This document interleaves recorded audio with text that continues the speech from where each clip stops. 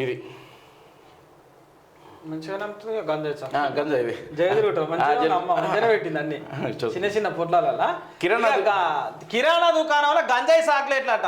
ఇక చూడరు ఎట్లున్నాయో అన్ని వరిసిర్రు పోలీసులు కూడా తీసుకొచ్చి. కిరాణా దుకాణంలో పోలీసులు స్వాధీనం చేసుకున్న గంజాయి చాక్లెట్లు. ఎవరో ఈ లేడీ జీడిమెట్ల అయిందంట. జీడిమెట్ల జగదీరుగుట్టలో మహిళ నిర్వహిస్తున్న కిరాణా దుకాణంపై బాలానగర్ ఎస్ఓటి జగదీరుగుట్ట పోలీసులు దాడి చేసి 9.3 కిలోల గంజాయి చాక్లెట్ స్వాధీనం చేశారు. బీహార్కు చెందిన Sunita Devi Jagadgirigutta Srinivas Nagar last bus stop లో ఆర్యన్ గోస్వామి పేరుతో కిరాణా దుకాణం నిర్వహిస్తుంది. ఆర్యన్ గోస్వామి అమ్మో మంచి పేరు పెట్టింది. బీహార్ లోని తన సొంత ఊరు నోవాన్ టౌన్ ఒక్కో గంజాయి చాక్లెట్ ను 1 కిలోకి కొని